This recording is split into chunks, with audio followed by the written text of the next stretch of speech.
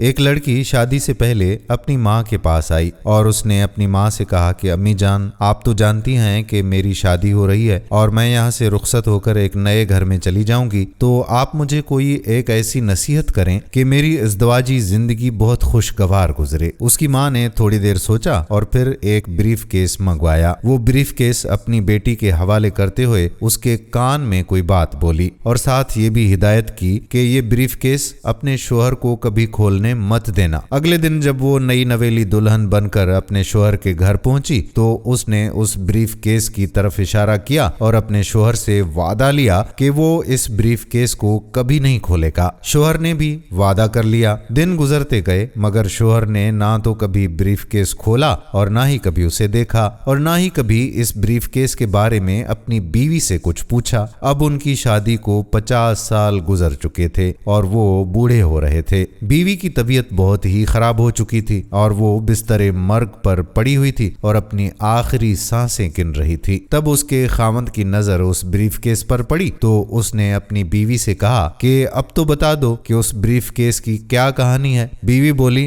हाँ, अब ये वक्त है उस ब्रीफ केस के राज को अफशा करने के लिए। अब आप उस ब्रीफ केस को खोल सकते हैं। खावंद ने उस ब्रीफ केस को खोला तो उसमें से 2 गुड़ियां और 1 लाख रुपए निकले। खावंद ने हैरान होते हुए बीवी से पूछा कि ये गुड़िया और इतने पैसे कहां से आए। बीवी बोली कि हमारी शादी के एक दिन पहले मैंने अपनी माँ से अपनी इज़्दवाजी जिंदगी को खुशगवार बनाने के लिए एक नसीहत मांगी थी। तब मेरी माँ ने मुझे कामयाब जिंदगी का राज बताते हुए नसीहत फरमाई कि गुस्सा पी जाना बहुत ही अच्छा है। मेरी माँ ने मुझे तरीका बताया था कि जब मुझे अपने खावंद की किसी बात पर गुस्सा आए तो अपने खावंद पर गुस्सा निकालने की बजाय एक गुड़िया सी लिया करूं। तो मुझे जब भी आपकी किसी बात पर गुस्सा आता तो मैं एक गुड़िया सी लिया करती थी। खावंद गुड़िया देखकर बहुत खुश हुआ कि उसने अपनी बीवी को कितना खुश रखा हुआ है, क्योंकि बीवी ने 50 साल की कामयाब इज़्दवाजी जिंदगी में सिर्फ 2 गुड़िया ही बनाई थी। खावंद ने तजस्सुस से उस ब्रीफ केस में मौजूद 1 लाख रुपए के बारे में पूछा तो बीवी बोली कि ये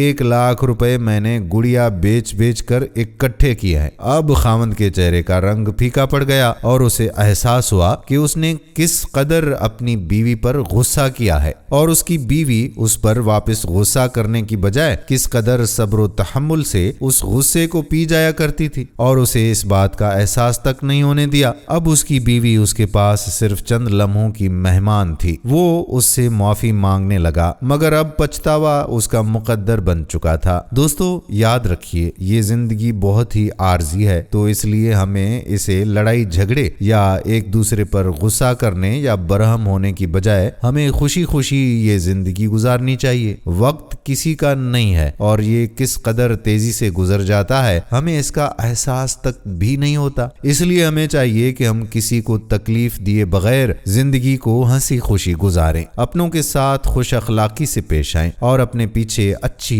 यादें छोड़ के जाएं। उम्मीद करता हूं कि वीडियो आपको जरूर पसंद आई होगी।